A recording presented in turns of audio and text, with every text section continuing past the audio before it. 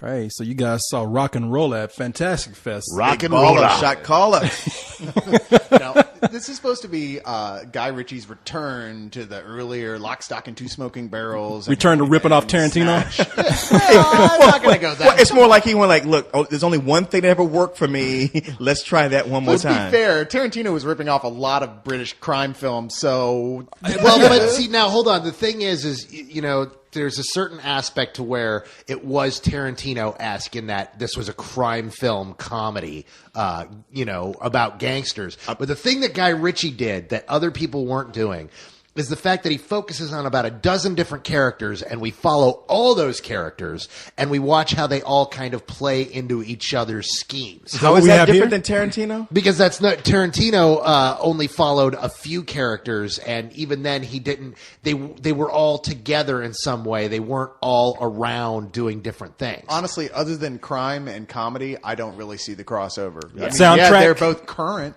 They didn't use the same type of soundtrack No, they didn't at use the same- all. No. But the way they integrated their different genre of soundtrack, and the fact that with Pulp Fiction, you had all these seemingly separate characters that by the end all came together. Yeah, but that's also the way that was done. Is that was told out of order.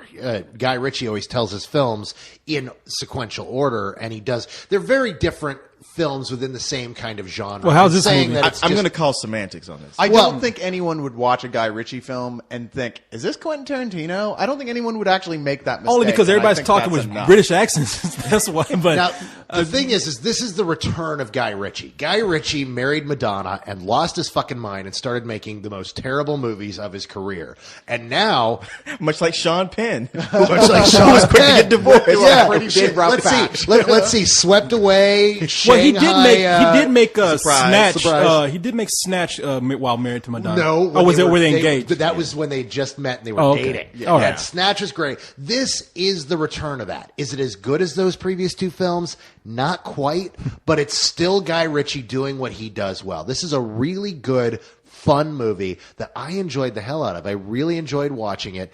It does have some issues, but I think overall it really is a good, satisfying Well, film. what's the story in this? Yeah. Yay, the story. Well, let's see. What was Syriana about, too, for that matter? The story, it's what it is it's about a big time mobster is getting in bed with a Russian gangster, and the Russian gangster gives him his lucky painting to show a sign of friendship. And then the lucky painting disappears. And it's about all these different characters revolving around the theft of the money that the gangster is supposed to receive and the theft of this painting. And it involves the gangster's son. It involves this group called the Wild Bunch, which is played by Leonidas and his group of friends. Leonidas. Who the hell Gerard is Butler. Gerard Yeah, Butler. 300 Spartans. Oh, okay. I thought there was a And- character in the movie, like a rapper named Leonidas in the movie. And it's this painting plays hot potato, and there's all this craziness going on. And in the middle, we have all this wacky dialogue while the soundtrack plays. Exactly. I wish there had been that wacky dialogue. Uh-oh, Here's my uh-oh, problem. I it's don't on agree with now. Carlisle at all. on this. Damn. I think this is it's like some other guy said, I'm going to make a Guy Ritchie film. And it's not Guy Ritchie. It didn't feel like Guy Ritchie at all. It felt like an imitation of those earlier films. It is so boring through 90% of it. It is not till the very end of this film when they finally start expounding on the character of the rock and roller son, the little punk rocker Johnny Quid, and you finally get to really see more of his character. You're like, oh, that guy is awesome. He's funny, and this feels like the old school Ritchie. But through most of it, it's as boring as watching a real estate deal. So up until the end, it's like layer cake. No, in fact, no, this is very much like Layer Cake in that the thing is there's all this stuff going on, and I see why Cyrus was bored because a lot of it seems random. It seems like it's not tied together at all, and it's like, why are we even following these guys? But by the end, it all gets brought together where everything is laid out, and it comes to a head in this really cool ending that you realize what the film is really about and what you've been watching the whole time. No. But you have to have the patience to get to that moment. So who do we have in this movie? It's an ensemble piece with a ton of great actors in there. It's Tom Wilkinson, Tom Wilkinson Gerard plays Butler. Tom Wilkinson plays the main British gangster, and then you have Gerard Butler, who plays one of the members of the Wild Bunch, which is a group of typical Guy Ritchie, slightly incompetent fellas. So you have Tandy Newton. Tandy Newton plays a lawyer. Who's Ludacris. Ludacris is in this. Yeah. And Chris, what's that? So Chris he's- Ridiculous, he- whatever his name is. Yeah, he is. Oh, yeah. He's So playing. He's with Jeremy Piven. Is he the Brad Pitt in this? No, he's a totally wasted and useless character that I'm not even sure why they're in there in the first place. Him and Jeremy Piven, you have fucking Ari Gold, and you don't do shit with him. You just let him sit there. Wow. Well, he And already the- did Smoking Aces. That was his Guy Ritchie ripoff movie. Right. And this is where I totally agree with Cyrus, that both of those characters are kind of wasted. It's like, why did you go and get Jeremy Piven for a role that really should have been played by some TV actor who just needed a movie gig? Because he doesn't get to do anything. You don't take someone with the frenetic, manic energy of Jeremy Piven and put him in a role where he's just kind of got to sit around and say a few lines. See, my problem with Guy Ritchie is not that he rips off Tarantino, because I love Snatch. I love Lock, Stock, and Two Smoking Barrels. Yeah, I they're think, fun those movies movies. are great. I love those movies to death. But apparently he can't do shit besides gangster movies. Well, that's I mean, my problem yeah. too. It's like, hey, And they're the same gangster movie over and over again. right? Yeah, Lock, Stock, and Snatch are pretty much the same movie. Yeah. They're like Evil Dead 1 and Evil Dead 2.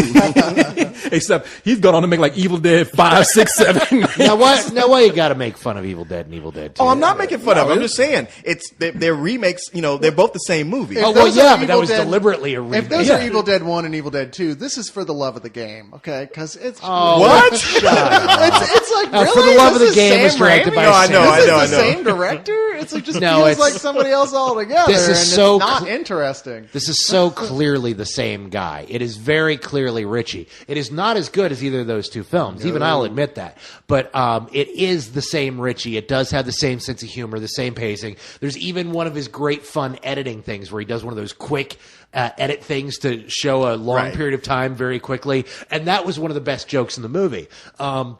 But it's just not...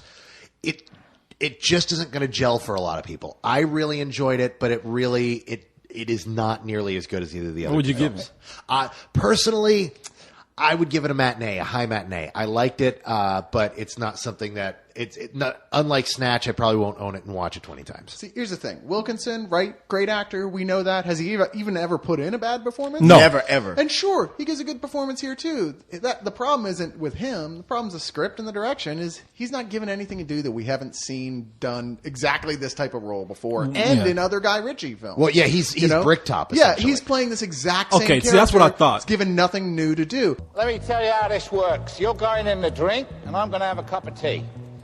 Beneath your feet is the famous River Thames. I just hope for your sakes you can hold your breath for as long as it takes my kettle to boil.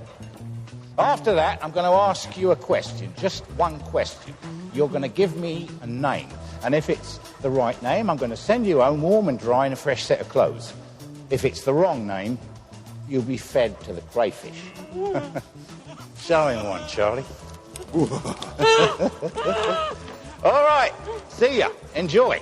Gerard Butler. Here's a guy. We know this guy can act, but goddamn if he doesn't And he's seem Daniel like he Craig doesn't from Layer have- Cake in Huh? this. He's Daniel Craig from He Layer just Cake doesn't in have this. any charisma. He's just like, wow, just kind of there. And you're like, well, I never thought I would say that Jason Statham is a better actor than Gerard Butler. But if you were to compare that type of character, because he's playing the Statham type of character, I'm like, oh, I'd much rather see Jason Statham again. He's so much more interesting on screen than So- Butler, who just kind of stands. I'm eager to hear what you'd give this. I give this a low rental, and I give that far because, like I said, I really did low like rental. I like the ending a lot. The ending's funny as shit. The Johnny Quid guy, his actor I wasn't familiar with. I know he's been in some other stuff, but I didn't really. I was like, okay, I don't know who that is, but he's awesome in this. The ending did come together, but by that point, it was hard to care. You didn't care anymore. I You was said, I just don't falling give a asleep fuck. at that point. Like, okay, whatever. I Just caught let's- it as I was walking out. Let's wrap this up, folks. How long is the movie? Too long. Oh, well, okay. It's the first movie in a trilogy, too. Are you? What? Yeah, the What next- is with everybody with these Well, goddamn now, trilogies?